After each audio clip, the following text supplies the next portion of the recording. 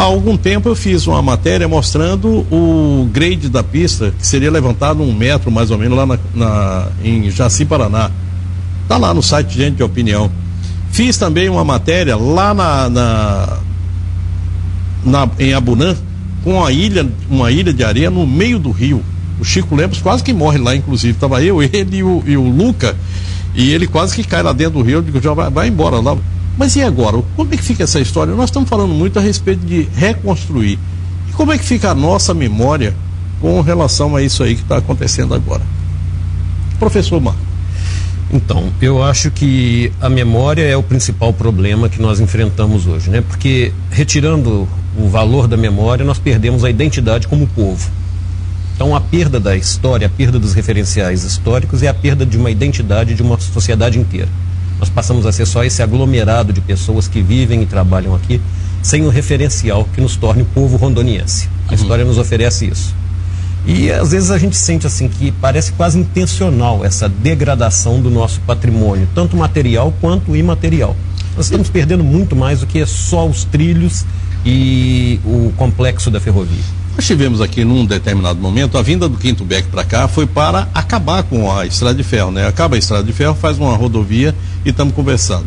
Num determinado momento, houve uma movimentação para a preservação daquilo que a gente considera hoje assim, da Praça da Estrada de Ferro Madeira Mamoré, aqueles 9 quilômetros ali, 11 quilômetros, alguma coisa, e mais nada. Ficamos com aquilo ali assim, aquilo foi mal cuidado? Não, aquilo não foi cuidado.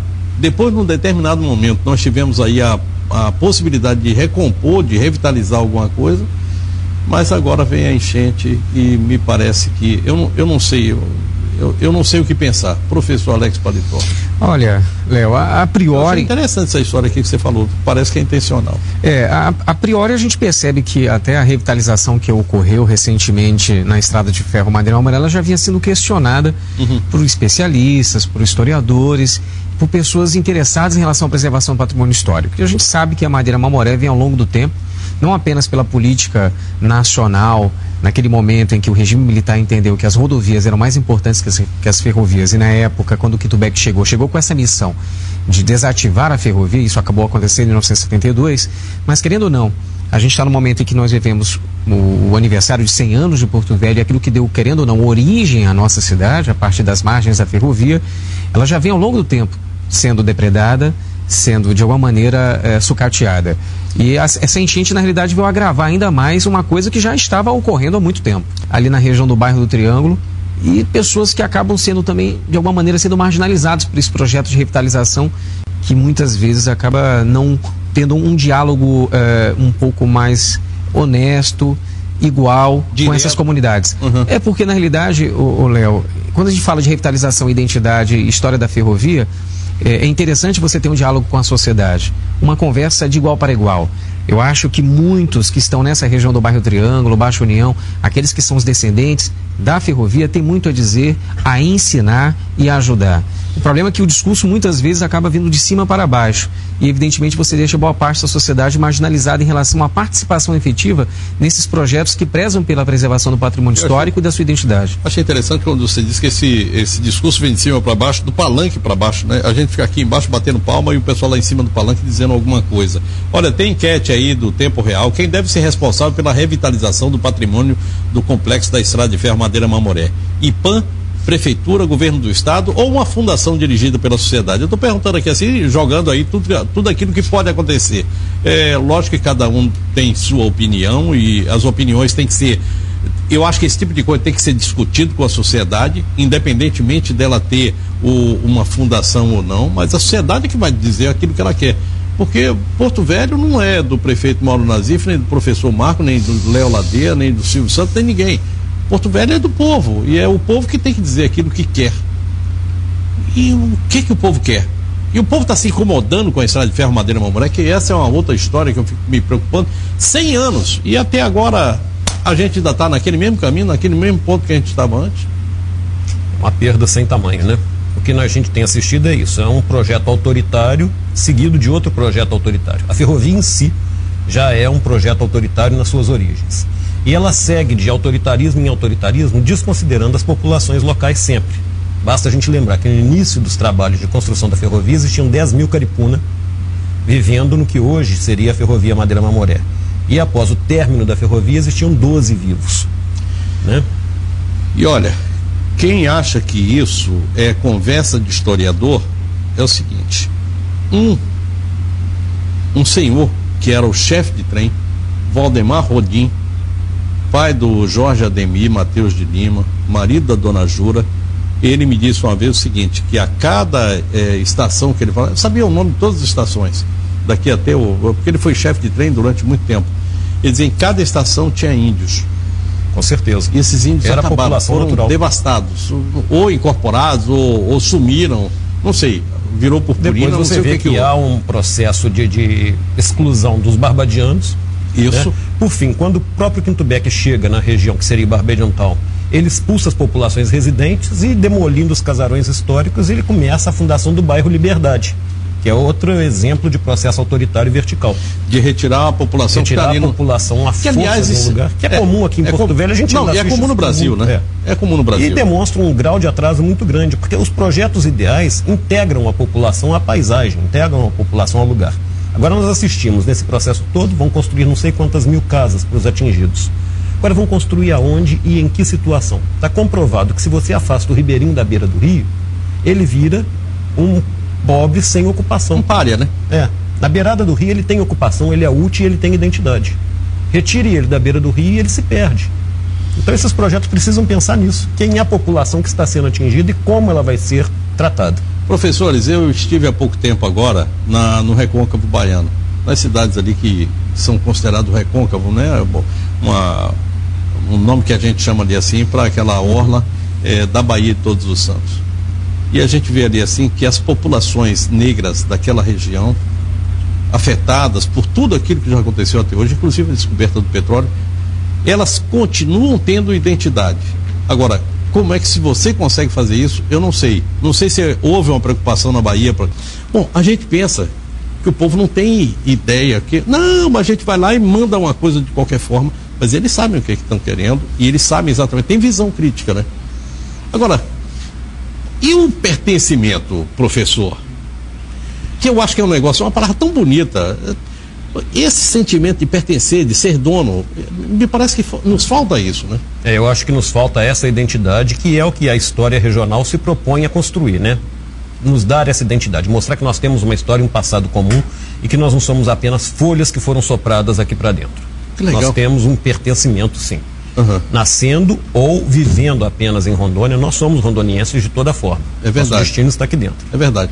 Professor Alex Paletó, que tem uma história aqui, a sua história de vida pessoal, de família, muito ligada a essa coisa, inclusive com relação à Estrada de Ferro Madeira-Mamoré. Eu estava agora imaginando, e aí acabo revelando uma informação a todos, que tive o grande prazer, né, de ter o professor Marcos Teixeira como meu professor no ensino médio no Colégio Oswaldo Cruz, em 1996, e também na Universidade Federal de Rondônia. E desde aquele tempo, o professor Marcos Teixeira, assim como outros professores, trabalhava essa questão do pertencimento, da Madeira-Mamoré e de outros segmentos que nós temos em todo o estado. Então imagina, um discurso que vem desde 1996 e com certeza vem anterior a isso, mas foi o que eu me identifiquei em 1996. E quantos discursos desses são importantes para se manter viva justamente as gerações que virão em relação à preservação do patrimônio histórico e a nossa identidade. E o que a gente percebe, Léo, que ao longo do tempo, o tempo passa, a Madeira-Mamoré tem resistido e agora ela passa por uma situação tão grave que se não houver realmente por parte dos gestores públicos, participação do povo, de ONGs que são sérias e responsáveis em relação a essa ideia de preservação do patrimônio histórico, se não houver essa iniciativa, a gente cada vez mais sempre vai ter o mesmo discurso, a mesma história da ferrovia abandonada.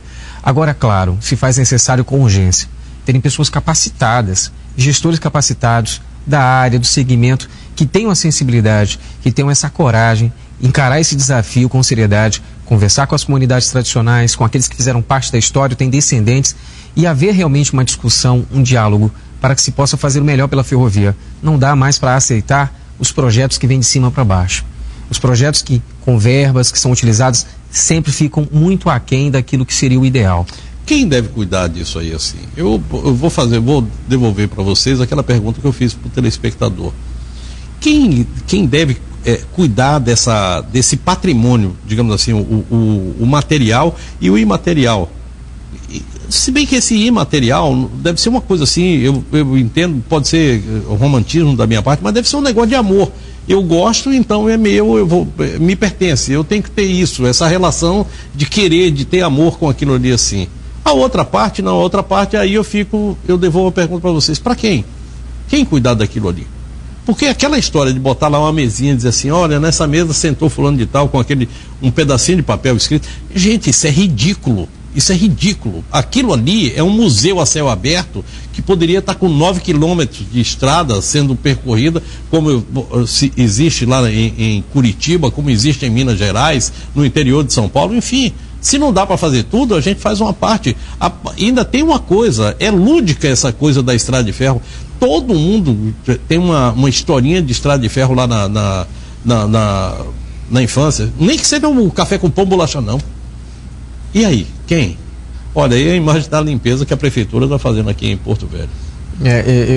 Eu agora estava me lembrando da minha tia. Isso é lá embaixo, né? Antônia Lúcia Paletó, que ela foi uma das engenheiras responsáveis daquele projeto de revitalização em 1980, 81, liderado pelo Vitor Hugo, o professor Ieda Bozakov, quando fizeram o primeiro seminário internacional da Estrada de Ferro, e a comunidade se reuniu para justamente todo mundo contribuiu com algum material, algum acervo da ferrovia do seu pai, do seu avô, seu descendente, que foi levado para o Museu da Ferrovia. E o inventário acabou se tornando um inventário muito menor do que foi o original naquele ano de 81. E eu, um tempo desse, conversava com a professora Ieda Bozakov, que até me confidenciou que o grande orgulho dela é o professor Marco Teixeira. Que beleza. Beleza. Foi aluno da professora Ieda. E ela me falou. Eu vou falar uma coisa aqui para você. Você falou do orgulho que você tem pelo professor e do orgulho que um menino tem por você, pelo trabalho que você tem feito. E está querendo ser professor seguindo seus passos. Meu neto, João Pedro, que eu fico assim numa alegria que não tem mais tamanho de ver isso. Né? Um grande abraço para o João Pedro. Aula amanhã, João Pedro, hein? Terceiro e quarto tempo, não falte. Enfim, o que a gente percebe é que realmente falta essa sensibilidade. Na minha opinião, claro, uma fundação seria ideal, mas aí, a que tempo essa fundação daria certo? Enfim, na realidade precisa de uma grande roda de discussão. O professor Marcos Teixeira tem mais experiência do que eu, né? Nós já temos uma fundação que é a Funcultural, né? Já temos isso. Agora, o modelo gerencial e, mais do que isso, a explicação exata de origem de recurso e destinação de recurso. Eu acho que a essência está nisso. Perfeito. A coisa aí está muito mal explicada. Tivemos um projeto que foi chamado Revitalização, com um orçamento altíssimo e que deu no que deu, né? Aquela praça não aparenta o total de recursos que foi investido nela, né? E a situação, mesmo agora na limpeza, nós estamos tratando ali simplesmente como uma limpeza, nós estamos tratando como um patrimônio histórico que precisa ser trabalhado ao ser limpo e ao ser devolvido à população. Então existem técnicas. Aquilo é um sítio arqueológico, aquilo ali é um patrimônio histórico, precisa de cuidados especiais. Você não chega jogando jato d'água sem mais nem menos, sem acompanhamento de técnicos especializados na área. Então há uma série de coisas que nós precisamos pensar. Você sabe o que eu me lembro, professor? Na hora que quando estava se tratando aquilo ali, assim, da revitalização, o pessoal disse o seguinte: olha, não pode botar lixeira, porque num sítio desse aqui descaracteriza. Aí concretam a margem do rio sem nenhum estudo prévio. Pois é. E aí, como é que fica esse negócio? São essas questões. E daí, como é que fica essa história de que não, isso aqui não pode ser feito dessa forma, a tinta tem que ser diferente, porque o parafuso não é igual. Gente... Vamos lembrar o Cais das Docas em Belém? Isso. Que trabalho de revitalização bem feito foi executado ali, né? E como aquilo ali se tornou realmente algo útil, produtivo, bem gerenciado e rentável. Vou voltar lá para Salvador agora. Mercado Modelo, numa determinada hora, pegou fogo. Ou tocaram fogo, ninguém sabe até hoje ao certo, mas me parece que tocaram fogo realmente. Porque era preciso fazer alguma coisa lá. E aí, na hora H, na hora de se fazer alguma coisa, o pessoal foi lá e descobriu que embaixo daquela estrutura existia uma estrutura muito antiga que tinha sido aterrada. Pronto, o pessoal foi lá e começou a mexer naquela história, e aí sim se fez a revitalização do Mercado Modelo, e aí sim se descobriu que ali no Mercado Modelo, naquela região, é que acontecia a descarga de mercadorias que vinham do interior. Quer dizer, até agora eu não estou satisfeito com nada daquilo que eu vi. Mas tem muita coisa que foi feita aí pelo Brasil e que pode ser feita aqui em Rondônia. Porque com 11 milhões, convenhamos, dá para fazer 18, muito mais, né? Coisa do que aqui. 18 milhões. 18 milhões. Vocês botaram mais 7 milhões aí que eu não sabia. 18 milhões. 18 milhões. E 18 milhões, aparentemente, assim, como o professor colocou, existem portas do antigo museu, do Galpão 1 e 2, que foram pintados. E passou-se 2 anos, a tinta saiu e a ferrugem estava por detrás da pintura. Então, assim, que tipo de revitalização ou restauração foi feita? E evidencia claramente que vai desabar. A tentativa de concretagem ali da beirada foi para evitar o desabamento do pier e daqueles prédios mais próximos à beira do rio. O processo foi feito de uma forma muito precária e aí a gente não responsabiliza só um lado da execução do serviço. A gente tem que responsabilizar os 2 lados, tem que pensar também nas autoridades que deveriam ter feito a fiscalização disso tudo, né? E como é que ficou essa prestação de contas? Isso me lembra uma frase do ministro Marco Aurélio: o país do faz de conta. O Brasil é o país do faz de conta. Essas coisas são terríveis. Que caminho tomar? Discutir, conversar? Isso aqui eu acho que a gente está fazendo um exercício de tentar melhorar, de buscar caminhos. Mas o que mais que a gente pode fazer? O que a gente pode fazer, digamos assim, de concreto, já que falamos a palavra eu acho que com outro sentido? Repensar o modelo gerencial e a destinação e a aplicação de recursos é essencial. Tornar o pátio ferroviário pelo menos autônomo em algum momento, com o processo de revitalização, já que não foi feito restauração e ninguém pode falar que aquilo ali sofreu uma restauração, não sofreu. É verdade? Então, torná-lo rentável sob alguns aspectos. É possível torná-lo rentável, isso não é pecado nenhum, e manter a dignidade do conjunto arquitetônico, do sítio arqueológico e do próprio museu a céu aberto. Ele vai conseguir se manter sob muitos aspectos.